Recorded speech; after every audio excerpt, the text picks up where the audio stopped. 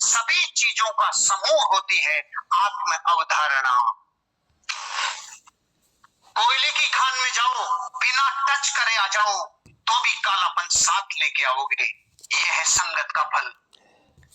इत्र परफ्यूम की दुकान में जाओ, कुछ भी टच मत करो, फिर भी आप सुगंध साथ लेके आओगे।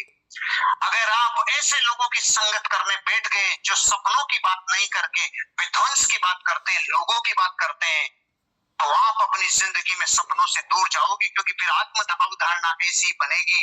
क्योंकि अब तक जो आपके दिमाग ने सोचा है, जो कहा है और जो महसूस किया है, ये सब मिलकर बन रही है आपका सेल्फ कंसेप्ट, आपकी अवधारणा, आपका अवचेतन मस्तिष्क का डेटा, आपका टोटल मैकेनिज्म ये कहता है। अगर आपका मैकेनिज्म कहता है दौलत बुरी चीज है, दौलत बिगाड़ती है, दौलत बेकार है, दौलत समझते हैं, दौलत से सारे पाप होते हैं, जिंदगी बिगड़ गई, दौलत कभी नहीं आएगी। और सेल्फ कंसेप्ट कहता है दौलत जिंदगी का एक टूल है, जैसे और टूल होते हैं, ये एक महत्वपूर्ण टूल है, मैं इससे नहीं चिपकूंगा, लेकिन जिंदगी का महत्वपूर्ण टूल होने की वजह से मैं दौलत सबसे ज्यादा कमाऊंगा। Self concept, mental simulation. आप जिंदगी की धारणा जितनी आज तक सोची और कही है और जो महसूस की है, वो सारी मिलके आपका सेल्फ कंसेप्ट बनाती है। अगर ये माथा सही डायरेक्शन में लग गया तो अचीवमेंट होंगे, सही में नहीं लगे तो नीचे की तरफ जाओगे। आपको ये चीज समझाने के लिए एक मॉडल समझा रहा हूं, द चेंज कर्व मॉडल। क्या नाम है? The change curve model. आपका दिमाग सही सोचे, आपका दिमाग जिंदगी के उतार चढ़ावों से बाहर निकल पाए। आप जिंदगी में कभी भी असफलता का मुंह देखो तो अपने आप को जंप मार के ओवरकम करवा के बाहर निकल के ले आओ। ऐसा मेंटल सिमुलेशन करेगा द चेंज कर्व। जिंदगी में कब कब बदलाव की आहट आती है और आपका हृदय परिवर्तन हो जाता है। जैसे एक कोरोना आया और दुनिया में इतनी बड़ी तबाही मच गई कि भारत के 40 करोड़ लोगों का सीधा सीधा रोजगार प्रभावित हो गया। वो चेंज कर्व नहीं समझते थे। अगर मुझे चेंज कर्व कंसेप्ट पता नहीं होता तो मैं सही समय पे बड़े परिवर्तन नहीं करता, सही चीजों को, नई डायरेक्शंस को एडॉप्ट नहीं कर पाता, डिप्रेशन की तरफ जाता जैसा लोग गए थे। लेकिन टूल पता था। अगर आपकी कार का टायर पंचर हो जाए और आपके पास जैक होवे तो कोई चिंता है, लेकिन जिनके पास जैक नहीं हो वो मोहल्ले में से, बस्ती में से लोग बुला के लाते हैं, भाई उठवाओ उठवाओ, और कोई ऑप्शन नहीं है। ऐसे उठाने वाले मिले नहीं और 40 करोड़ लोगों के धंधे प्रभावित हो गए। आज मैं टूल दे रहा हूं, जिंदगी का बेशकीमती टूल। जब जब जिंदगी उतार और चढ़ाव दिखाए तो सेल्फ कंसेप्ट कैसा होना चाहिए, चेंज कर वो आपको तेरा देगा, वापस उठा के ले आएगा जंप लगाने के लिए। दोनों एक्सिस के ऊपर मैं आपको एक ग्राफ बना के बता रहा हूं, एक्स एक्सिस और वाई एक्सिस पे। एक तरफ है परफॉर्मेंस एंड कॉम्पिटेंस, आपका प्रदर्शन और क्षमता, और दूसरी तरफ है टाइम पीरियड। जैसे जैसे जिंदगी में समय आगे बढ़ता है वैसे वैसे परफॉर्मेंस ऊपर और नीचे होती है कि नहीं होती है? मेरी बात समझ में आए तो यूं करो, समझ में नहीं आए तो यूं करो, लेकिन यूं मत करो, मैं समझ नहीं पाऊंगा आप क्या नहीं समझे। राइट। जब जब समय बीतता है आगे तो प्रदर्शन ऊपर नीचे होता है कि नहीं होता? होता है। ये बात सहमत है आप लोग? तो जिंदगी में समय तो आगे बढ़ेगा ही बढ़ेगा, नए नए एडवेंचर लाइफ में आएंगे। ट्रेजेडी और अनसर्टेनिटी दरवाजा खटखटा के नहीं आती, अचानक आ जाती है, चीजें बदल जाती है और सब कुछ बदल जाता है। तो ऐसे टाइम पे क्या करें? चेंज करो प्रिंसिपल से आपकी आत्म अवधारणा कभी खराब नहीं होगी। जिंदगी का कर्व ऐसे आता है, जैसे कार्डियोग्राफ का एक इमेज आती है वैसे लाइफ की सर्किल की ये आपके इमोशंस का ग्राफ आता है, ये आपकी परिस्थितियों का ग्राफ आता है। और इस ग्राफ में होता क्या क्या है, जिंदगी कभी ना कभी आपको शॉक देती है, झटके देती है। जाओ ना। अब ये बताओ, इधर कोई ऐसा व्यक्ति मौजूद है जिसको ये बात पे यकीन है कि हाँ जिंदगी झटके देती है? एक आदमी को, बाकी तो फिर पहले क्यों नहीं बोल रहे आप लोग? एक साथ ही बोल दो। जिंदगी में झटके लगते कि नहीं लगते? सदमे लगते कि नहीं लगते? ट्रेजेडी और अनसर्टेनिटी आती है कि नहीं आती? इस सदमे के टाइम पे, इस झटके से करोड़ों लोगों का जो टाइमिंग है, झटका लगा, परिस्थिति उथल पुथल हुई और सारी दुनिया में लोग दहशत में गए और डिनाई करने लगे, दहशत में गए। झटका लगते ही, प्रकृति का नियम है, 60% लोग प्रकृति में त्राहिमाम मर गए। सीधा ही झटका लगते और कोरोना। ये नियम है कि नहीं है? लेकिन 60 ही बुलाए, 40 अभी भी बाकी है, क्योंकि वो या तो और कम करेंगे या नहीं और जाएंगे नीचे और नीचे। प्रकृति ने झटका दिया, सदमा दिया, हम सब ने डिनाई करना चालू किया, दहशत में आ गए। और जैसे ही दहशत में आए, तो दहशत में जब आते हैं ना, तो फिर खतरा कम होता है कि बढ़ता है? ज्यादा बढ़ता है। ज्यादा खतरा बढ़ता है, दहशत में ज्यादा लोग मरते हैं। आपने देखा होगा मेलों में, इनमें इतने लोग एक्सीडेंट में नहीं मरते, इतने भगदड़ में मरते हैं। दहशत में भगदड़ मचती है, चाहे विचारों की मचे, चाहे बाहरी फेज पे मचे। अब है दहशत। इस दहशत के टाइम के बाद अगर किसी को ये फिलोसॉफी नहीं पता, तो अब दहशत से अगला स्टेशन जो है ना, फ्रस्ट्रेशन और एंगर। दहशत के बाद सीधा फ्रस्ट्रेशन और जबरदस्त गुस्सा। कभी पत्नी पे भारत का आदमी ज्यादातर तो पत्नी पे निकालता है, फिर वहां बस नहीं चले तो बच्चों पे निकालता है, लेकिन निकालता नीचे ही, ऊपर तो चलती नहीं है, नीचे निकालेगा। तो आपने देखा होगा जब लॉकडाउन खतरनाक रूप में था, तब लोग कितने फ्रस्ट्रेट हो गए, जिसके आए उसके रख दिया, घरेलू हिंसा बढ़ गया, आजा तेरे को मैं गधा बनाऊं, राजा मैं तेरे को, ये कई नाटक चालू हुए थे उस टाइम। तो पहले तो प्रकृति ने झटका दिया, कोरोना, फिर बारे दहशत, काम धंधा क्या होगा, किस्तों का क्या होगा, दहशत, और फिर रिजल्ट आएगा, और सब देख ये जो है ना, ये है फ्रस्ट्रेशन और गुस्सा। अब ये अगली तैयारी में है, अब ये जाएगा डीप डिप्रेशन में जाएगा। यहां से इस डिप्रेशन तक नॉर्मल आदमी है, किसी को भी हो सकता है। दहशत में जाना नॉर्मल है, प्रकृति का झटका देना नैसर्गिक है, दहशत में आना नॉर्मल है। उसके बाद फ्रस्ट्रेशन में आना चाहे कि नहीं चाहे उस पर है, लेकिन जो चेंज कर नहीं समझता वो आएगा ही आएगा, क्योंकि प्रकृति के नियम है। और फिर डिप्रेशन में जाएगा। पिछले 100 वर्षों में भारत में डिप्रेशन के इतने मरीज नहीं हुए जितने 6 महीने में हुए। और मैं क्या बोल रहा हूँ, उसी टाइम पे कुछ ऐसे लोग भी थे हम जैसे, जिन्होंने इनकम के 15 सालों के रिकॉर्ड तोड़े। ये उल्टा कैसे हो गया भैया? उन्होंने ज्ञान लिया था डर लेने के लिए, हमने ज्ञान लिया था डर निकालने के लिए। फर्क एक ही है, यही फर्क है। जैसे भारत की गरीबी का कारण जनसंख्या और चाइना की अमीरी का कारण जनसंख्या, दोनों का एक ही वजह, रिजल्ट अलग अलग।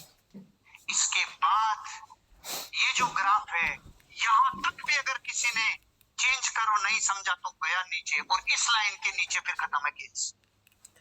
अब क्या करें? इसके बाद जिंदगी में जो उठना चाहते हैं उनके लिए चेंज कर फिलोसॉफी कहती है, एक्सपेरिमेंट कर और नए निर्णय लेना चालू कर। एक्सपेरिमेंट कर जिंदगी के साथ, नए प्रयोग कर जिंदगी के साथ। लेकिन मैं आप जैसे कुछ ग्रुप्स को जान रहा हूं जिन्होंने नए प्रयोग चालू किए, फिजिकल से कंप्लीट डिजिटल हुए, हम भी डिजिटल हुए, आप भी डिजिटल हुए। फिर ट्रेनिंग हमने 3 गुना, 5 गुना, 10 गुना बढ़ा दी। आपने भी यही किया, आपने ट्रेनिंग चालू की, ट्रेनिंग मॉड्यूल बनाया, ट्रेनिंग के ऊपर फोकस किया। आज आप 300 लोग बैठकर यहाँ ट्रेनिंग ले रहे हो, बाप कसम पैदा करने वाले की। आज बैठे हुए लोगों में से 30% तो ऐसे होंगे जो जिंदगी में करोड़पति से पहले कभी नहीं रुकेंगे, क्योंकि उनकी एक प्यास है, उनकी एक जिज्ञासा है, उनमें एक जोश है, तड़प है। जो इंसान जिंदगी में इतना नीचे आने के बाद नए प्रयोग नहीं करे वो मरेगा। साइंस कहती है मेंढक कितना ही जमीन के नीचे दब जाए नहीं मरता, लेकिन दही में गिर जाए तो मरेगा। एक आधी भगोनी दही की भरी थी, 2 मेंढक गिर गए, तो एक ने तो प्रिंसिपल फॉलो किया, भाई दही में गिर गए तो मरना ही है, तो वो तो मर गया। और दूसरे ने देखा मर तो रहे ही हैं, लेकिन जब तक नहीं मर रहे तब तक नए प्रयोग जिंदगी के साथ कर लेवे, उसने हाथ पांव हिलाना चालू किया, चालू किया, चालू किया, चालू किया। चारों पांव इतनी जबरदस्त पतवार बन गई कि थोड़ी देर में घी मक्खन बन के 4 इंच ऊपर आ गया, पार्टी बाहर आ गई। एक मर गई पार्टी, एक बाहर आ गई। मैं आप लोगों से पूछता हूं, अगर वो मेंढक प्रयोग नहीं करता, अरे मर तो रही है, प्रयोग करने में क्या जाता है? जिसने प्रयोग किए, जिसने नए प्रयोग किए ना त्रासदी के टाइम पे, वो जिंदगी में अगले जंप पे जाता है। और ट्रेजेडी और अनसर्टेनिटी कभी भी वरदान बन के आ जाती है। हमें पता नहीं होता कौन सी ट्रेजेडी और कौन सी ब्लेसिंग्स है। जिस कोरोना को लोग ट्रेजेडी कह रहे थे, वो दुनिया की 7 इंडस्ट्री के लिए ब्लेसिंग्स थी। कौन बोला, कब बोला, कैसे बोला, कुछ समझ में नहीं आया। एक आदमी था, एक परिवार था स्कॉटलैंड का। उस पूरे परिवार में वो, उसकी पत्नी और 9 बच्चे, टोटल कितने आइटम? 11। इनकी जिंदगी का एक सपना था, अमेरिका जाएंगे, अमेरिका जाएंगे। वर्षों मेहनत की और वर्षों मेहनत करने के बाद फाइनली इन्होंने पानी के जहाज से बुक करवा दी टिकट और कि अमेरिका चलेंगे। अमेरिका जाने का सपना पूरा होने वाला था।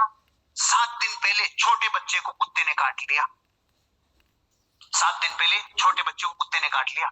अब जब कुत्ते ने काट लिया तो डॉक्टर को दिखाया, उन्होंने सब कहा क्वारंटीन करना पड़ेगा।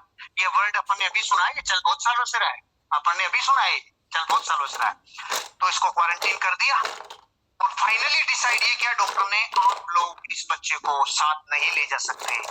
पूरे के पूरे 11 लोगों के टिकटों का पैसा बर्बाद चला गया, वर्षों का सपना टूट गया और जिंदगी बिल्कुल हताश हो गई, निराश हो गए और ढूंढ रहे थे कुत्ते को, साले की टांग तोड़ेंगे, एक बार मिल जाए वो। और फाइनली जिस दिन जहाज रवाना होना था उस दिन रवाना हो गया और रवाना होने के दूसरे दिन वो जहाज पानी में डूब गया। जब वो डूबा, दूसरे दिन अखबार में खबर आई, तो तब से लेके अब तक कुत्ते को ढूंढ रहे हैं कि वो कुत्ता मिल जाए तो मंदिर बनवा दे उसका, कि वो नहीं काटता ना।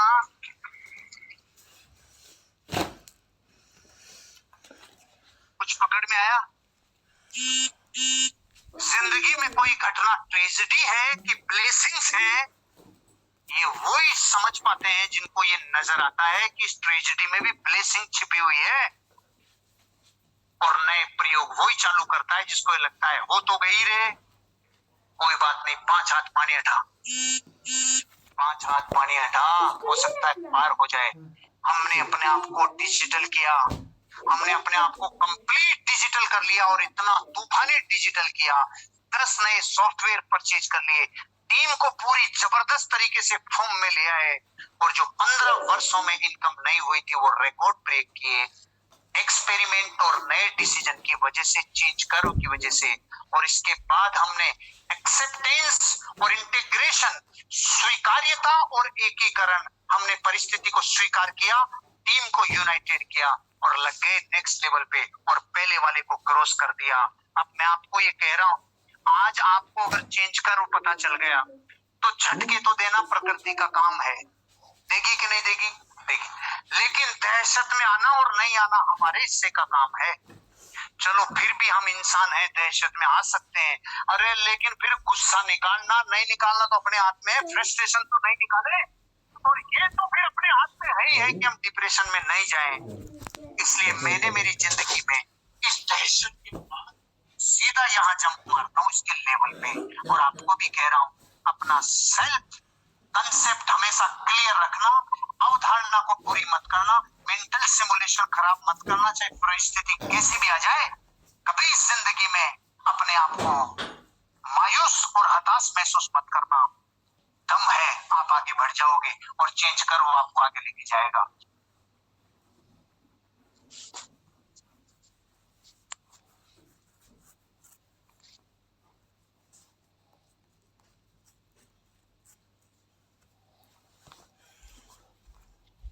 All leaders, good morning. Good morning, sir. Good morning. Good morning, good morning. Very well. Good morning, sir. Good morning. Good morning, Good morning, sir. Good morning. Good morning, sir. Good morning. Good morning, sir. All Morning. leaders, good morning.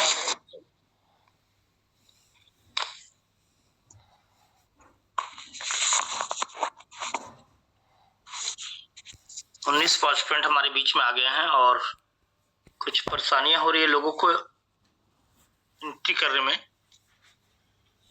Admit करना पड़ रहा है, तो कुछ upgradation चल रहा है जो में धीरे धीरे सही हो जाएगा। तो मैं चाहूंगा कि जितने भी लीडर्स हैं अपने लीडर्स को बता दें कि जब आप ओपन करते हैं तो थोड़ा सा वेट करें, ऑटोमेटिक खुल जाएगा वो,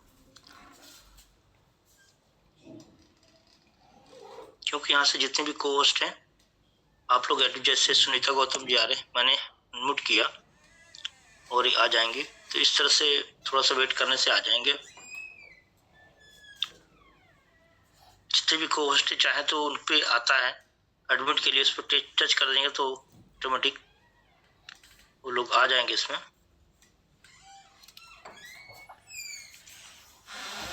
अगली कड़ी में चलते हैं हम रीडिंग की तरफ, और आज का session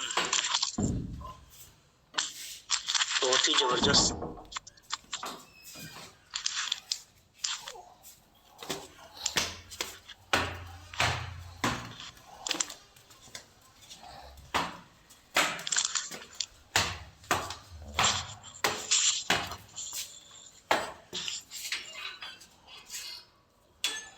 my self Harishankar international chess group के सभी लीडर्स को गुड मॉर्निंग और थैंक यू। आवाज मेरी आ रही है? कोस्ट एनी वर्ड कोस्ट? बिल्कुल सर, आ रही, फर्स्ट क्लास आ रही। Yes sir. Yes sir, yes sir. Thank you, बहुत जबरदस्त है। कंजूस नहीं मित व्ययी बने। जब हम यह कहते हैं कि समृद्धि यह तो हमारे नसीब में है ही नहीं, हम तो बस रूखा सूखा खा लें यही बहुत है, तब हम दूसरे को साफ साफ बता रहे होते हैं कि देखो हम कितने नकारा हैं या कितने लापरवाह हैं, उन्नत के प्रति हमारा रवैया कितना संकीर्ण है। ऐसे अगर आपके इर्द गिर्द हो तो आप स्वयं उनकी दिनचर्या देखें, वे अनाप शनाप उन मदों पर खर्च कर देंगे जो आवश्यक नहीं है, मगर जब किसी आवश्यक वस्तु की खरीद फरोख्त की बात होगी तो छूटते ही कहेंगे कहाँ से खरीदेंगे, कहाँ से करेंगे, कुछ बचता ही नहीं।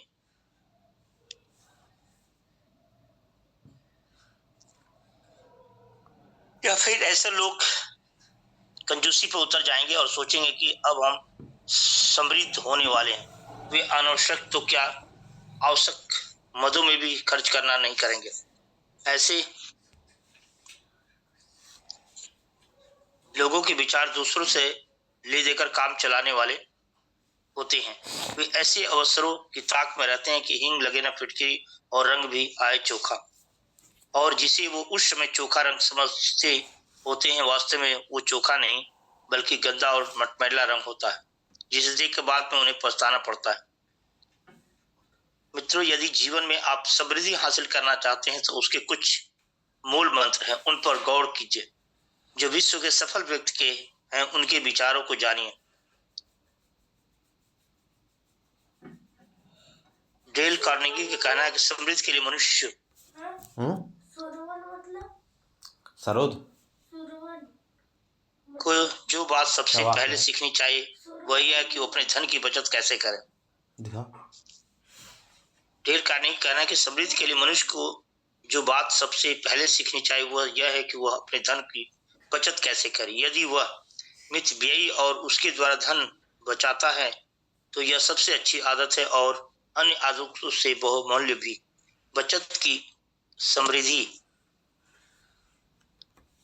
का मूल मंत्र और सौभाग्य का मूलधन है। सभ्य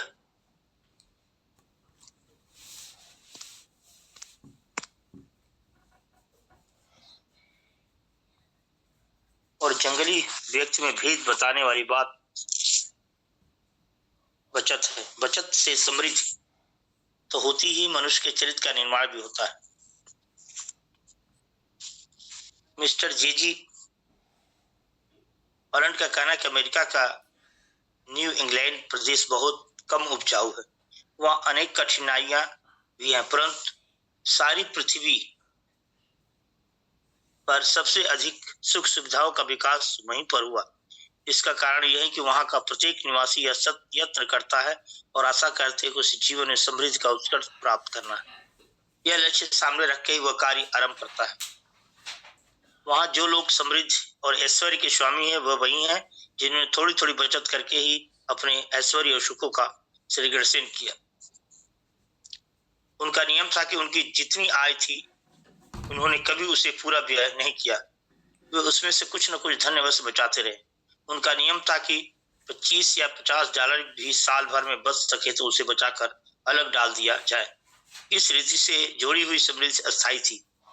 एक लेखक ने एक युवक के संबंध में बताया कि वह अभी वयस्क भी नहीं हुआ था और अशिक्षित भी था। उसने पेंसिल्वेनिया की कोयला खानों में काम प्राप्त किया। वो परिश्रमी और मितव्ययी था। उसने पत्नी की सहायता से अपने घर के पास जमीन का एक छोटा सा टुकड़ा किराए पर ले लिया, जहां आलू उगाना शुरू किया।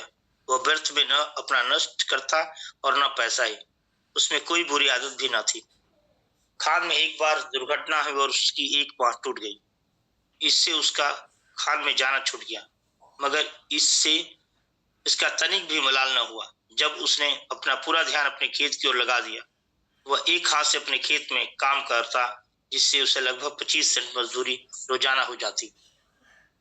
जब कभी अधिक आय होती उसमें से वह कुछ न कुछ वस्तु बचाता और वह मजदूरी कम होती तो प्रयत्न करता कि वो अपनी गुजर उसी में कर ले।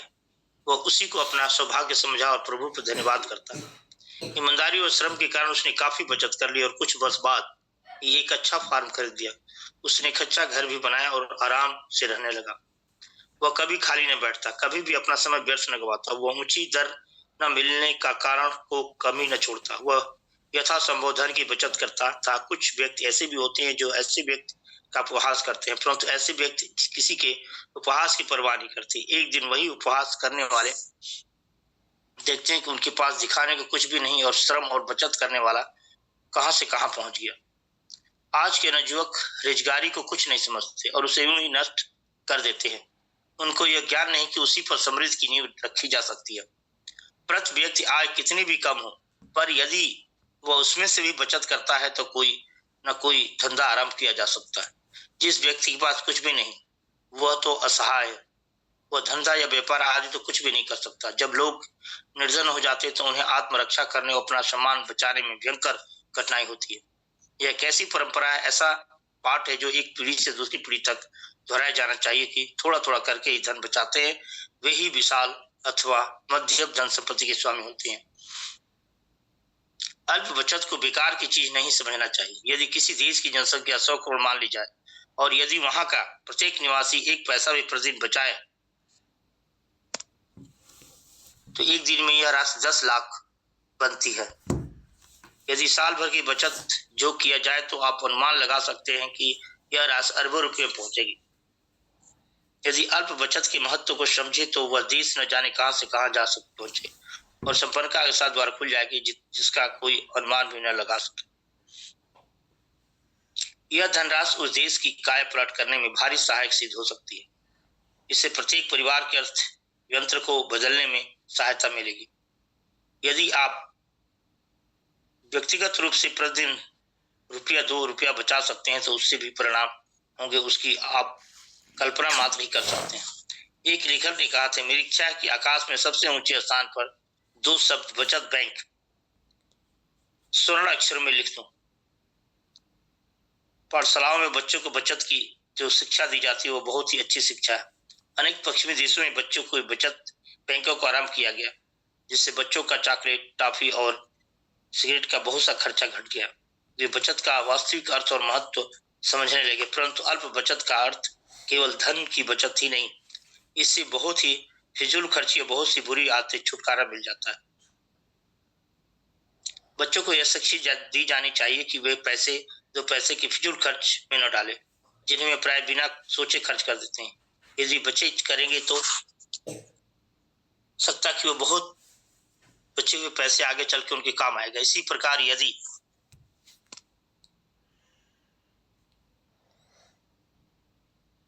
मितव्ययी होने की आदत अवश्य डालनी चाहिए, क्योंकि सोच समझकर की गई बचत को ही आप कभी उदारपूर्ण किसी जरूरतमंद को दान भी कर सकते हैं और अवसर पड़ने पर खर्च भी कर सकते हैं। बचपन में बच्चे अनेक प्रकार की चीजें इकट्ठी करते हैं। यह आदत अच्छी है, इसे प्रोत्साहित किया जाना चाहिए और इसका विकास करके उसे धन की बचत की ओर लगाना चाहिए। यह बात सही है कि बड़े लोगों का या व्यापारियों का सूत्री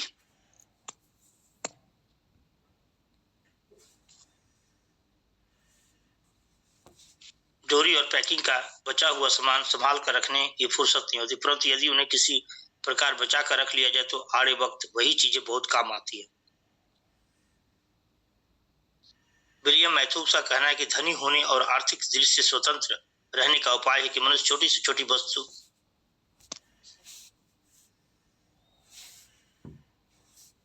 को व्यर्थ न गवाए, उसे अपने पास जमा रखे, एक एक पैसे का हिसाब रखे, प्रत्येक ऐसी मत को आदत को समझा कर दे जिसे धन का अपव्यय होता हो। तुम पैसे की परवाह करो, पैसा तुम्हारी परवाह करेगा। यदि जानबूझकर धन या किसी वस्तु को नष्ट करोगे तो उससे घोर अभाव पैदा होगा और वह तुम्हारे लिए दुखदायी होगा। ये सभी उक्तियां सच है। संसार में जो लोग संपन्न होकर जीवन बिताते हैं वे ऊपर कभी गई सभी बातों से प्रेम करते हैं। अनुभव का निचोड़ वह सारा तत्व है कि छोटी से छोटी वस्तु या धनराशि को बचाना यही धनी बनने की ओर कदम बढ़ाता है। इसका भाव है कि छोटी से छोटी वस्तु को भी नष्ट न होने देना और छोटी से छोटी राशि को भी बचाना संपन्नता की ओर बढ़ाता है। यह एक ऐसा फॉर्मूला जो कभी गलत सिद्ध नहीं हो सकता। आप कहीं भी किसी भी स्थान पर धन व्यक्ति को देखो तो आपको पता चलेगा कि उस व्यक्ति का रहस्य बचत है ही है। साथ ही बची हुई वस्तुओं को संभाल कर रखना भी है। धन का प्राप्त आंधी के काम नहीं और न ही धन आंधी के आम की तरह किसी को प्राप्त होता है। छप्पर फाड़ कभी किसी को संपत्ति नहीं मिलती। लोगों ने निरंतर धीरे धीरे पैसे बचाए हैं, कड़ कड़ करके जोड़ा। इस प्रकार बचत करते उन्हें वर्षों बीते, जबकि अन्य लोग उसे उजाड़ते और फेंकते अपव्यय करते रहते हैं। धनी व्यक्ति बड़ी किफायत से काम लेते हैं, जबकि साधारण लोग बिना विचारे पैसा फूकते रहे। जिन लोगों को अपने भविष्य का ध्यान नहीं होता वे छोटी छोटी राशि तुच्छ समझते हैं, लेकिन समझदार व्यक्ति फालतू आने को भी लगातार जमा करते रहते हैं और सालों बाद वही राशि एक पहाड़ बन जाती है। एक सज्जन ने अपने कर्मचारी को कहा कि संकट के दिनों के लिए कुछ न कुछ अवश्य बचा कर रखना। कुछ दिन बाद उसने अपने कर्मचारी से पूछा, तुमने कितनी बचत की? कर्मचारी ने उत्तर दिया, बचत तो की थी, परंतु कल संकट का दिन था और सारी रकम खर्च हो गई, खर्च भी शराब में। ओह, तुमने उस रकम को बचत बैंक में नहीं रखा, यही तुम्हारी गलती थी। शिकागो शहर की एक घटना है। एक व्यक्ति के पास थोड़ी सी जमीन थी पर उसमें चट्टानें थी, इसलिए वहां कुछ पैदा न होता था। वह वहां से एक बड़े शहर में जाकर एक कोयला कंपनी में नौकरी करने लगा। 4 साल बाद उसी व्यक्ति को कंपनी का भागीदार बना लिया गया। वह जो बहुत सी नम्र स्वभाव का था, उसने पूछा गया तो उसने बताया कि मेरे पास कोई रुपया पैसा न था, परंतु एक ही बात मुझे समृद्ध बनने में सहायता की, वह है बचत। मैंने जो कुछ कमाया, जो भी वेतन मिला, उसमें से कुछ न कुछ जास कंपनी का भागीदार बनने का अवसर प्राप्त हुआ। बेंजामिन फ्रैंकलिन का कहना है, यदि आप अपनी आय से कम खर्च करते हैं तो समझ लीजिए कि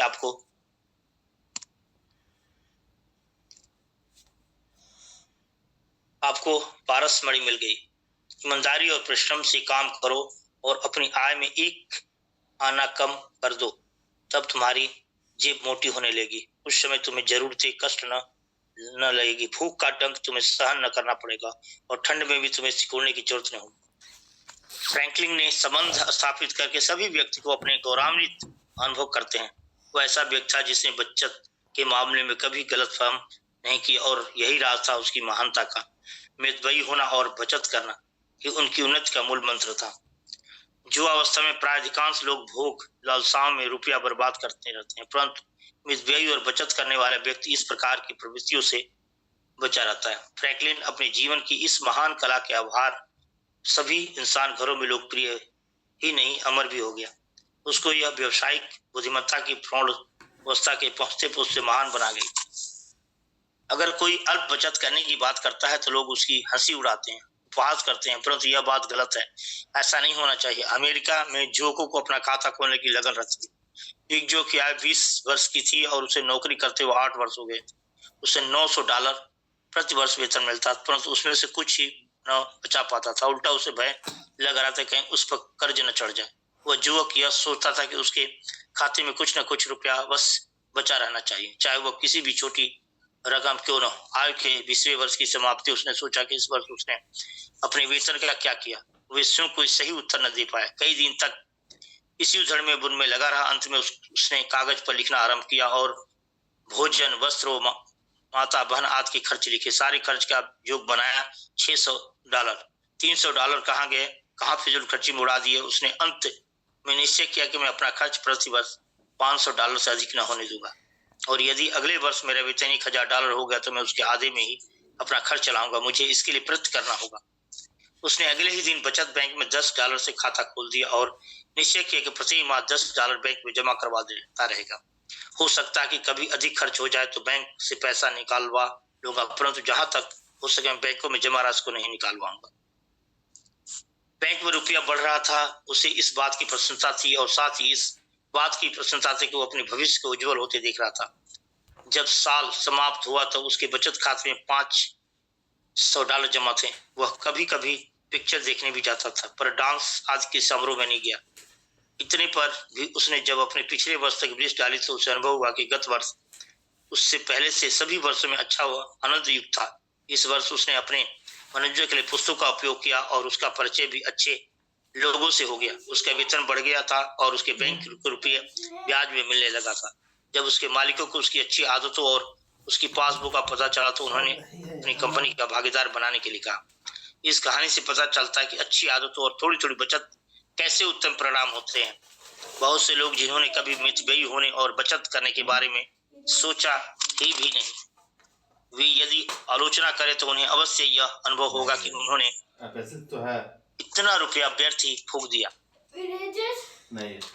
जिसका कोई भी निश्चित उद्देश्य नहीं था। इतना सोचकर भी यदि वे निश्चित कर ले और बचत करने लगे तो कुछ समय बाद उन्हें अवश्य संतोष होगा और प्रसन्नता भी। एक अर्थशास्त्री ने लिखा है कि कोई भी देश अर्थसंकट के दिनों में अपने देशवासियों को छोटी छोटी बचत राशियों से किसी भी महान संकट से अपने को बचा सकता है। जब उत्पादन स्थिर हो और व्यय कम हो, लोग सोच समझकर पैसा खर्च करते हो तो देश अधिक समृद्ध होगा। कारण यह है कि जितना उत्पादन अधिक होगा, लागत कम होगी तो उसका बहुत सा भाग बच जाएगा। इससे एक तथ्य और सामने आता है कि जिस दिनों हम अधिक धन कमाते हैं उन दिनों की अपेक्षा आर्थिक संकट के दिनों हम अधिक धन कमाते हैं, उन दिनों की अपेक्षा आर्थिक संकट के दिनों में हम अधिक धनी होते हैं, क्योंकि हम स्वभावतः कम खर्च करना चाहते हैं। इस बात से यही प्रेरणा मिलती है कि बचत करना बहुत जरूरी होता है।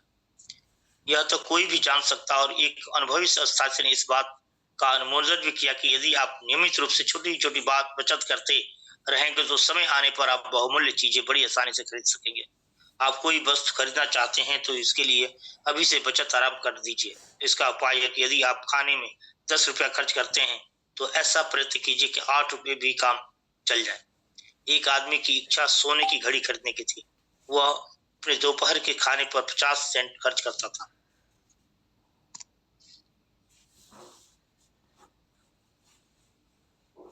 छह महीने इतनी इकट्ठी हो गई कि वह घड़ी खरीद सकता था। घड़ी की बात सुनकर मैंने पूछा, तुमने घड़ी खरीदी या नहीं? बात यह है कि मुझे अब एक और विचार आता है। मैंने सोचा कि मैं जब 50 सेंट के बजाय 25 सेंट खाने का निर्वाह कर सकता हूँ तो सोने की घड़ी के बिना भी काम चल सकता है। तब मैंने जो बचत आरंभ की है वह मेरे भविष्य के ऐश्वर्य की आधारशिला बन चुकी है। अब मैं उससे अपना मकान खरीदूंगा। और उसने ऐसा कर दिखाया।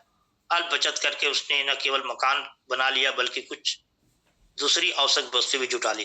अतः आप भी आज ही उस ओर ध्यान दें, अल्प बचत करें, मितव्ययी बने। ये न सोचे कि इसका कुछ नहीं होता, इससे बहुत कुछ होता है। आप असंभव को संभव कर दिखा सकते हैं। तो थैंक यू दोस्तों, नमस्कार, good morning. Good morning sir ji, good morning. Good morning sir, good morning. Good morning sir, good morning. इसका मतलब है कि जितने भी लीडर्स हैं, आम काम गुठलियों का दाम हम लोग कर रहे हैं। टीआरसी में आने के बाद में जितने भी हम लोग सामान खरीदते थे वो सामान तो खरीद के यूज कर देते थे, लेकिन हो जाता था। लेकिन हम लोगों ने यहाँ पर टियासी में आके कोई भी प्रोडक्ट हम ले रहे हैं तो उसकी बचत हमारे खाते में होती है। आप देख सकते हैं, जब भी आप खोलते हैं अपना वी शेयर, उसमें आपकी जो पैसा आपने खरीदा है उसकी पीवी आपका एक स्टोर होती है, जिस पीवी के तहत आपको रॉयल्टी मिलती है। आगे चल के एक बचत होता है कि हम आम के आम गुठलियों के दाम ले सकते हैं, तो ये बचत है। बहुत अगर लीडर सोचते हैं कि मैं क्यों खरीदूं, मैं क्या करूं, तो दोस्तों आपको बता दें, कंपनी ने अपनी बचत की पूरी व्यवस्था की है। अगर हर महीने 20 पीवी आप खरीदते हैं और रैंक के अनुसार आप चलते रहते हैं, तो आप सोच सकते हैं कि बहुत हमारे लीडर्स को 40 लाख रुपए दिया था। बोलने बाद में आया। तो मैं चाहता हूं दोस्तों कि इस सिस्टम को समझिए कि किस तरह से आपसे कंपनी बचत करा रही है। आपकी प्रोडक्ट यूज करने पर भी आपको बचत करा रही है। तो इतना शानदार सिस्टम हमारा है कि हम कहीं भी किन्हीं परिस्थितियों में हम यहाँ पर बचत कर सकते हैं और अपनी यूज की चीजें करके भी हम बचत कर सकते हैं। तो इससे बेहतर आम के आम गुठलियों के दाम आपको मिल सकता है दोस्तों। तो अगली कड़ी में हम ले चलते हैं आप लोग को। तो मैं चाहूंगा कि सभी लीडर्स एक बार क्लैपिंग हो और अपने लिए एक जबरदस्त ताली। Good morning. Good morning. Good morning.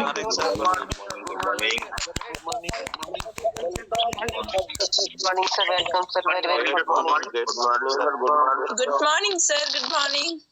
Good morning, sir. Very good morning. Welcome. Good morning, sir. Good morning, sir. Welcome, sir. Leaders good morning. Very good morning, sir.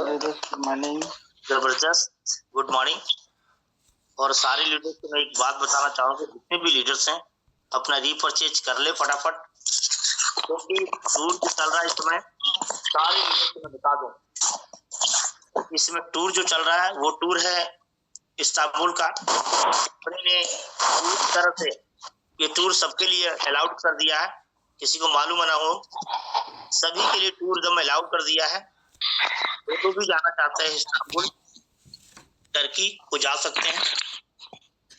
तो चाहता हूँ कि इसका आसान कर लो कैसे टूर है मिल सकता है। पहले नेशनल टूर लेना है, उसके बाद में आपको इस्तांबुल का भी टूर मिल सकता है। तो मैं चाहता हूँ जितने भी लीडर्स हैं अपने अपलाइन के साथ बैठ के इस टूर पे ज्यादा गौर करें, क्योंकि समय निकलता जा रहा है और आप लोग अगर इस टूर को पकड़ के चलते हैं तो एक तो आपका रैंक बहुत अच्छा होगी और आपको सीखने का बहुत, और दूसरी बात की अगर टूर हो जाएगा तो आपको समझ लीजिए कि आपको एक अचीवर्स माने जाएंगे। और हर बार कहा जाता है कि जब आप अचीवर होते हैं तो एक आपके साथ जुड़ जाती है कि मैं कार अचीवर हूँ, या विदेश यात्रा अचीवर हूँ, या मैं प्रोजेक्ट अचीवर हूँ, या मैं नेशनल अचीवर हूँ। इस तरह से आपके साथ एक टैग लगता है। तो मैं चाहूंगा कि जितने भी लीडर्स हैं, अगर बेहतर तरीके से आप परफॉर्मेंस देख पा रहे हैं, इसको आप बेहतर तरीके से प्लानिंग के तहत काम कीजिए।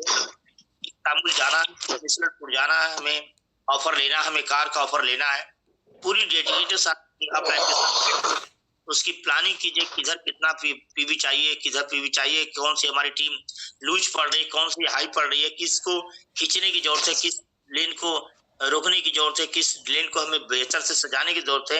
इस तरह से पूरा जब प्लानिंग के साथ आप काम करेंगे तब ये चीजें आप अचीव कर पाएंगे दोस्तों। तो मैं चाहता हूँ कि जितने भी लीडर्स हैं पहले तो अपना माइंड सेट करें कि हमें करना क्या है। आपको नेशनल टूर जाना है, या आपको प्रोडक्ट टूर लेना है, या आप इंटरनेशनल टूर लेना चाहते हैं। आप अगर कार के इंटाइटल हैं तो आप कार के लिए आप बना सकते हैं। तो पूरी साल भर का कंपनी ने पूरी बेहतर तरीके से आपको साल भर का पूरा मौका दिया है, उसको आपको अपने आप को निखारने का और उस तरफ बढ़ने का। तो जितने भी लीडर से मैं यही चाहूंगा कि आप लोग बेहतर तरीके से इन चीजों को एक एक बारीकियों को समझे। नहीं, समय निकलता जा रहा, बाद में सोचने से कोई फायदा नहीं होगा। जैसे जैसे समय बीतेगा वैसे उसकी वैल्यू बढ़ती जाएगी। तो मैं चाहता हूँ अभी उस वैल्यू को खत्म करें और बेहतर तरीके से आप अपनी परफॉर्मेंस को व्यय करें। तो मैं इसी के साथ आज का जो सेशन है, आज के जो होस्ट हैं वो हैं मुकेश जी, और मैंने को होस्ट बना दिया है उनको। और good morning sir, good morning. Session है बेबी देवी मैम का, तो मैं सभी लोग तालियों के साथ Good morning, sir. Good morning ma'am, good morning. Good morning, ma'am. Good morning. Good morning, ma'am. Very good morning. Good morning, good morning. Good morning, very good morning, ma'am. Very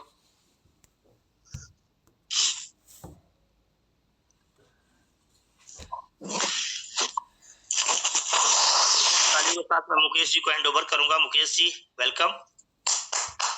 good morning sir, good morning.